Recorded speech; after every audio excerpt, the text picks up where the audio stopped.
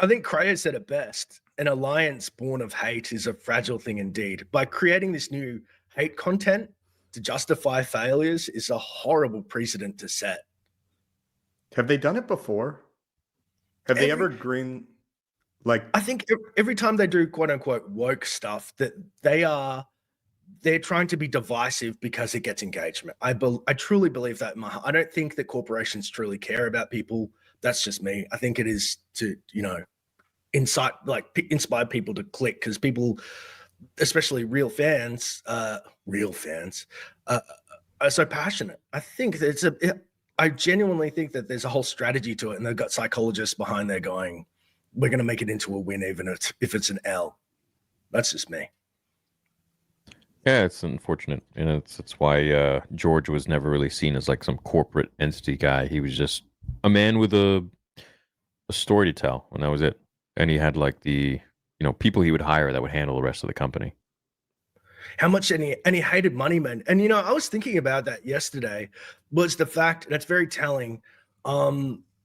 The sequels, when you think of The Force Awakens, you can tell that J.J. Abrams shot that as a standalone piece of media because he didn't know how it was going to go forward, and he wasn't going to get a crack at all three. Whereas George never would have let anybody take it on board and not have the overarching, like it's going to move forward. Obviously, A New Hope, he didn't know how it was going to go, but yeah.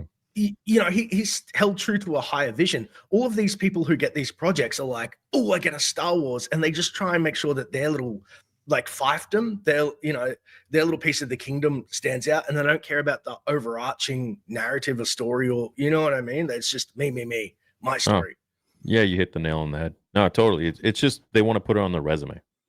Yeah. Who wouldn't know? But it's just like, can you just think of the greater good here? No. I mean, didn't George have like the whole trilogy like mapped out before he decided that he was going to do just A New Hope on its own? So I mean, that's already a departure, from the way that Disney conducted themselves. The first vision he had for Star Wars was Anakin and Obi-Wan fighting in lava. That was it. That's where it started. Yeah, so there you go. The story's planned out a whole trilogy prior, basically. Yeah, so he jumped ahead in time. He had 7, 8, 9 written in the 80s. I remember Mark Hamill talking about it in an interview, going, he's got him planned. I'm going to be old when I come back. And, Kathleen Kennedy's not going to shiv him in the kidneys and look him and say, yeah, we'll do it, George. Well, even before that, Paul Hirsch worked on episode 4. And he was telling me in the interview I had with him with Mark that George literally worked on episode, like he had episode 7, 8, 9 in his plans. That's what he wanted to do. Yeah, he was gonna do like the HBO series, and in conjunction, I guess, release his trilogy. Sort of like how he was handling Clone Wars, how like he went back to Star Wars with television first. It's very calculated. Pretty smart. It is. Let me see.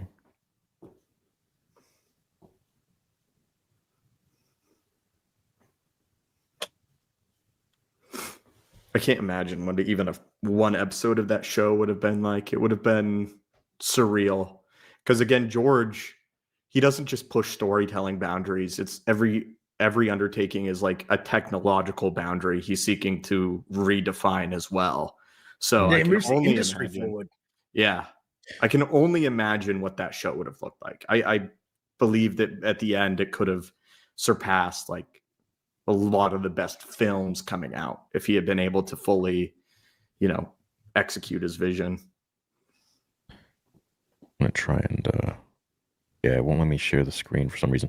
I'm going to bring it up to you guys, send it to you guys here. If you can bring up the video, that'd be good.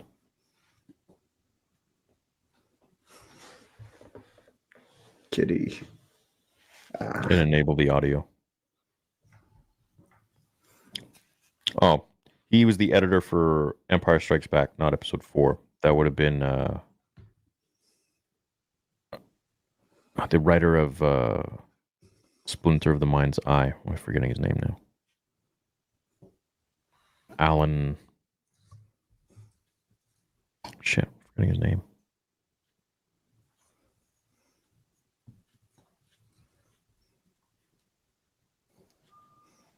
Hey everyone, welcome back to Rule of Two. Today we have a very special guest, Paul Hirsch. This man needs no introduction. How cool is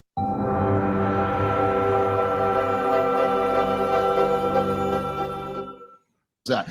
So, to that point, All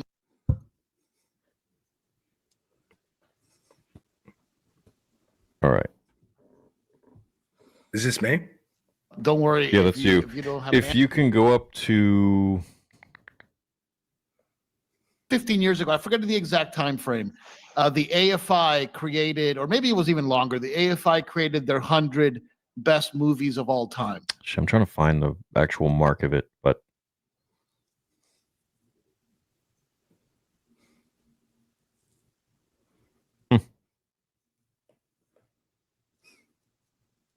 speak to you.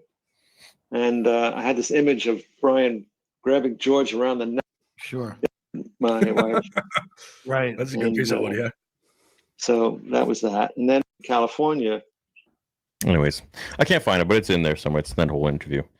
I was even just talking to Roger today about all of this, and the plans he had for everything was there, but I feel bad for the guy in the sense that he like probably literally thought that Disney was going to take those treatments that they bought from him and use them, and they just never did. Yeah, you get the impression that they made a lot of promises they did not hold to when he Oh yeah, dude. It was shiesty. Can you imagine? You couldn't tell your family, just sitting there going, I've worked on the Star Wars. This is going to make my career. This is the best day of my life. This is why I got into this industry. And they're just like flushed. So sorry about your project. Oh, that's show business, baby.